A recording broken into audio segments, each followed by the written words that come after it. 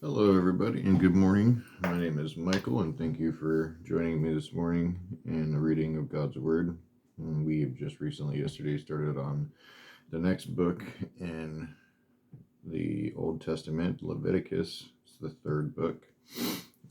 We are working on continuing with chapter 4, 5, and 6 this morning. I got a new little, I don't know how well you can see it. Stand up.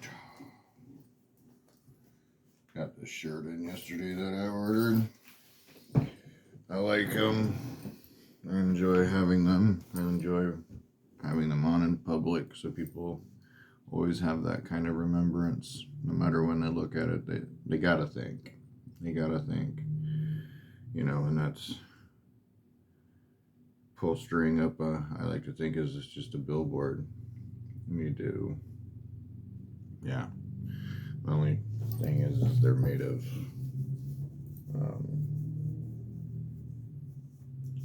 not a cotton material. I forget the name of it offhand right now, but it'll work. The fabric isn't a big deal. I just like the shirt. But anyways, aside from that, just thank you for continuing to delve into God's Word with me here as we continue to learn and understand His meaning for us in this place of life. So yeah, without further ado, we'll go ahead and just get right into the Word. And so again, we are on the book of Leviticus, which is the third book in the Old Testament, and starting with chapter 4, laws for sin offering. And the Lord spoke to Moses, saying, Speak to the people of Israel, saying, If anyone sins unintentionally in any of the Lord's commandments about things not to be done, and does any one of them, if it is the anointed priest who sins, thus bringing guilt on the people, then he shall offer for the sin that he has committed a bull from the herd, without blemish, to the Lord for a sin offering. He shall bring the bull to the entrance of the tent of meeting before the Lord, and lay his hand on the head of the bull, and kill the bull before the Lord. And the anointed priest shall take some of the blood in the bull, and bring it into the tent of meeting. And the priest shall dip his finger into the blood, and sprinkle part of the blood 7 times before the Lord, in front of the veil of the sanctuary. And the priest shall put some of the blood on the horns of the altar of fragrant incense before the Lord, that is in the tent of meeting. And all the rest of the blood of the bull he shall pour out at the base of the altar of burnt offering that is at the entrance of the tent of meeting. And all the fat of the bull and of the sin offering he shall remove from it, the fat that covers the entrails and all the fat that is on the entrails, and the 2 kidneys with the fat that is on them at the loins, and the long robe of the liver, that he shall remove with the kidneys, just as these are taken from the ox of the sacrifice of the peace offering. And the priest shall burn them on the altar of burnt offerings, but the skin of the bull and all its flesh, with its head, its legs, its entrails, and its dung, all the rest of the bull he shall carry outside the camp to a clean place, to an ash heap, and shall burn it up on a fire of wood. And the ash heap it shall be burned up. If the whole congregation of Israel sins unintentionally, and the thing is hidden from the eyes of the assembly, and they do any one of the things that by the Lord's commandments ought not to be done, and they realize their guilt, when a sin which they have committed becomes known, the assembly shall offer a bull from the herd for a sin offering, and bring it in front of the tent of meeting. And the elders of the congregation shall lay their hands on the head of the bull before the Lord, and the bull shall be killed before the Lord. Then the anointed priest shall bring some of the blood of the bull into the tent of meeting, and the priest shall dip his finger in the blood, and sprinkle it 7 times before the Lord in front of the veil. And he shall put some of the blood on the horns of the altar that is in the tent of meeting before the Lord. And the rest of the blood he shall pour out at the base of the altar of burnt offerings, that is at the entrance of the tent of meeting. And all its fat he shall take from it and burn on the altar.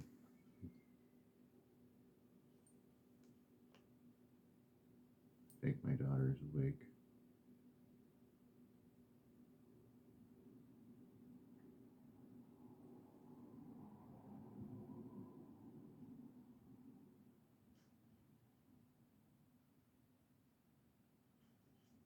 I think we're in the clear.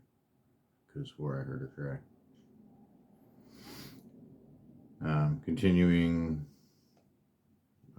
pretty sure around verse 20. We'll just go from verse 20. Thus shall he do with the bull, as he did with the bull of the sin offering, so shall he do with this. And the priest shall make atonement for them, and they shall be forgiven. And he shall carry the bull outside the camp and burn it up as he burned up the first bull. It is the sin offering for the assembly.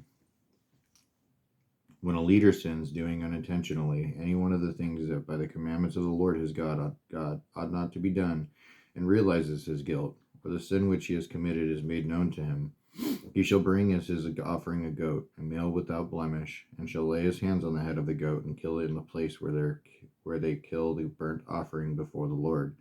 It is a sin offering. Then the priest shall take some of the blood of the sin offering with his finger and put it on the horns of the altar of burnt offering, and pour the rest of its blood at the base of the altar of burnt offering. And all its fat he shall burn on the altar, like the fat of the sacrifice of peace offering. So the priest shall make atonement for him for his sin, and he shall be forgiven. If any one of the common people sins unintentionally in doing any one of the things that by the Lord's commandment ought not to be done, and realizes his guilt, or the sin which he has committed is made known to him, he shall bring for his offering a goat, a female without blemish, for his sin which he has committed. And he shall lay his hand on the head of the sin offering and kill the sin offering in the place of burnt offering. And the priest shall take out of its blood with his finger and put on the horns of the altar of burnt offering, and pour out all the rest of its blood at the base of the altar, and all of its fat shall be removed, as the fat is removed from the peace offering, and the priest shall burn it on the altar for a pleasing aroma to the Lord. And the priest shall make atonement for him, and he shall be forgiven. If he brings a lamb as his offering for a sin offering, he shall bring a female without blemish, and lay his hands on the head of the sin offering, and kill it for the sin offering in the place where they kill the burnt offering. Then the priest shall take some of the blood of the sin offering with his finger, and put it on the horns of the altar of burnt offering, and pour out all the rest of its blood at the base of the altar. And all its fat he shall remove, as the fat of the lamb is removed from the sacrifice of peace offering, and the priest shall burn it on the altar on top of the Lord's food offering. And the priest shall make atonement for him for the sin in which he has committed, and he shall be forgiven. Start of chapter 5, which kind of goes in between the two. If anyone sins that he hears a public adjuration to testify, and though he is a witness, whether he has seen or come to know the matter, yet does not speak, he shall bear his iniquity. Or if anyone touches an unclean thing, whether a carcass of an unclean wild animal, or a carcass of unclean livestock, or a carcass of unclean swarming things, and it is hidden from him, and he has become unclean, and he realizes his guilt, or if he touches human uncleanness, of whatever sort the uncleanness may be with which one becomes unclean, and it is hidden from him, when he comes to know it and realizes his guilt. Or if anyone utters with his lips a rash oath to do evil or to do good, any sort of rash oath that people swear, and it is hidden from him, when he comes to know it and he realizes his guilt in any of these, when he realizes his guilt in any of these and confesses the sin he has committed, he shall bring to the Lord as his compensation for the sin that he has committed a female from the flock, a lamb or a goat for a sin offering. And the priest shall make atonement for him for his sin. But if he cannot afford a lamb, then he shall bring to the Lord as his compensation for the sin that he has committed 2 turtle doves or 2 pigeons, one for a sin offering and the other for a burnt offering. He shall bring them to the priest, who shall offer first the one of his sin offering. He shall wring its head and from its neck, but shall not sever it completely. And he shall sprinkle some of the blood of the sin offering on the side of the altar, while the rest of the blood shall be drained out of the base of the altar. It is a sin offering. Then he shall offer the second for the burnt offering according to the rule, and the priest shall make atonement for him for the sin that he has committed, and he shall be forgiven. But if he cannot afford 2 turtle doves or 2 pigeons, then he shall bring as his offering for the sin that he has committed 1/10 of an ephah, of fine flour for a sin offering. He shall put no oil on it, and shall put no frankincense on it, for it is a sin offering. And he shall bring it to the priest, and the priest shall take a handful of it as its memorial portion, and burn this on the altar. On the Lord's food offering, it is a sin offering. Thus the priest shall make atonement for him for the sin which he has committed in any one of these things, and he shall be forgiven. And the remainder shall be for the priest, as in the grain offering. And then cuts off in verse 14, laws of guilt offerings. The Lord spoke to Moses, saying, If anyone commits a breach of faith and sins unintentionally in any of the holy things of the Lord, he shall bring to the Lord as his compensation a ram without blemish out of the flock, valued in silver shekels, according to the shekel of the sanctuary, for a guilt offering. He shall also make restitution for what he has done amiss in the holy thing, and shall add a fifth to it, and give it to the priests. And the priest shall make atonement for him at the ram of the guilt offering, and he shall be forgiven. If anyone sins doing any of these things that by the Lord's commandments ought not to be done, though he did not know it, then realizes his guilt, he shall bear his iniquity. He shall bring to the priest a ram without blemish out of the flock, or its equivalent, for a guilt offering, and the priest shall make atonement for him for the mistake that he had made unintentionally, and he shall be forgiven. It is a guilt offering. He has indeed incurred guilt before the Lord. And then starting in chapter 6, the Lord spoke to Moses, saying, If anyone sins and commits a breach of faith against the Lord by deceiving his neighbor in a matter of deposit or security, or through robbery, or if he has oppressed his neighbor, or has found something lost and lied about it, swearing falsely, and any of all the things that people do and sin thereby, if he has sinned and has realized his guilt, and will restore what he took by robbery, or what he got by oppression, or the deposit that was committed to him, or lost the whole, or the lost thing that he found, or anything about which he has sworn falsely, he shall restore it in full, and shall add a fifth to it, and give it to him to whom it belongs on the day he realizes his guilt. And he shall bring to the priest as his compensation to the Lord a ram without blemish out of the flock, or its equivalent, for a guilt offering. And the priest shall make atonement for him before the Lord, and he shall be forgiven of any of the things that one may do and thereby become guilty. And then verse 8, the priests and the offerings. The Lord spoke to Moses, saying, Command Aaron and his sons, saying, This is the law of the burnt offering. The burnt offering shall be on the hearth on the altar all night until the morning. And the fire of the altar shall be kept burning on it. And the priest shall put on his linen garment, and put his linen undergarment on his body. And he shall take up the ashes to which the fire has reduced in burnt offering on the altar, and put them beside the altar. Then he shall take off his garment, and put on other garments, and carry the ashes outside the camp to a clean place. The fire on the altar shall be kept burning on it. It shall not go out. The priest shall burn wood on it every morning, and he shall arrange the burnt offering on it, and shall burn on it fat for the peace offering. Fire shall be kept burning on the altar continually. It shall not go out. And this is the law of the grain offering. The sons of Aaron shall offer it before the Lord in front of the altar.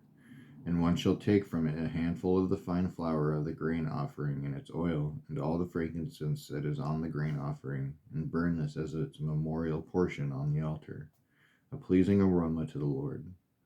And the rest of it Aaron and his sons shall eat. It shall be eaten unleavened in a holy place. In the court of the tent of meeting they shall eat it. It shall not be baked with leaven. I have given it as their portion of my food offerings. It is a thing most holy, like the sin offering and the guilt offering. Every male among the children of Aaron may eat of it, as decreed forever throughout your generations, from the Lord's food offering. Whatever touches them shall become holy. The Lord spoke to Moses, saying, This is the offering that Aaron and his sons shall offer to the Lord on the day when he is anointed, a tenth of an ephah of fine flour as a regular grain offering, half of it in the morning and half in the evening. It shall be made with oil on a griddle. You shall bring it well mixed in baked pieces like a grain offering, and offer for it a pleasing aroma to the Lord. The priest from among Aaron's sons, who is anointed to succeed him, shall offer it to the Lord as decreed forever. The whole of it shall be burned. Every grain offering of a priest shall be wholly burned. It shall be eaten. The Lord spoke to Moses, saying, Speak to Aaron and his sons, saying, This is the law of the sin offering. In the place where the burnt offering is killed shall the sin offering be killed before the Lord. It is most holy. The priest who offers it for his sins shall eat it. In a holy place it shall be eaten, in the court of the tent of meeting. Whatever touches its flesh shall be holy, and when any of its blood is splashed on a garment, you shall wash that on which it was splashed in a holy place. And the earthenware vessel in which it is boiled shall be broken. But if it is boiled in a bronze vessel, they shall be scoured and rinsed in water. Every male among the priests may eat of it. It is most holy, but no sin offering shall be eaten from which any blood is brought into the tent of meeting to make atonement in the holy place. It shall be burned up with fire.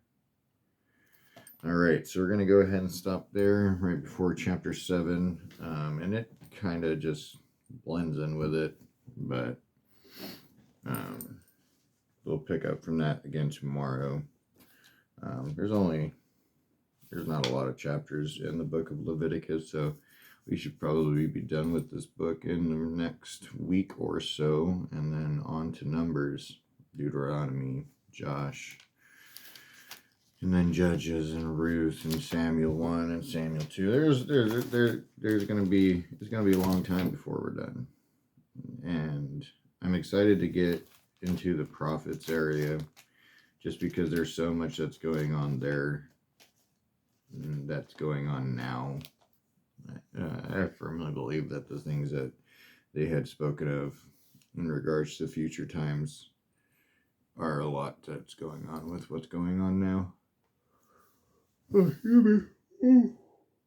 Pardon me. But, just in reading this, like all the offerings and everything, and the things that people do, like it's no wonder that God and we'll read about this later, but he grew no taste for the offerings. He was tired of their offerings because in my mind's eye, what I see and how I interpret things, God he gave them this way so that when they rarely sin, and I say that lightly, that they may be able to be atoned and found guiltless and forgiven. But we as people, and again, this is leading up to Christ, like he is the perfect sacrifice, in which why we don't do sacrifices any longer. They're not needed. It's not needed in any way, shape, or form. He was the perfect sacrifice. But doing these things, I can only imagine how many times they've had to do this over and over and over and over and over and over and over. Very bloody mess because of their continuing sinfulness that man has in doing things their own way. But again, we have the perfect sacrifice, which is Jesus Christ, and no offerings or sacrifices are needed anymore, for he was perfect and gave himself up willingly and rose again from the dead, defeating death, and God was lifted up into heaven. Like we've read all of that before. Transfiguration, which just absolutely blows my mind. To be there with them on that point in time. I mean, we will be at some point, but not necessarily envy, but I definitely to have a time machine, the eras and the scenes that I would go visit. Everyone's like, where would you go with your time machine? And I want to, and I can't help it. And it's an easy answer. I would want to go with teachings of Christ. I would love to meet him when he was here on earth. Obviously, we're going to meet him, and I know him. But, just as imaginatory type of wanting, just with, anyways, I'm rambling. I do thank you all for joining me this morning. We will continue with chapter 7 tomorrow, and I hope you all continue in the reading of the Word of God and remember that He is with you always. Whenever you come up across something that seems more difficult or hurtful, always remember to put Christ into it first. He'll make a way for you. So I do love you. I thank you for all, and God bless you. I will see you next time.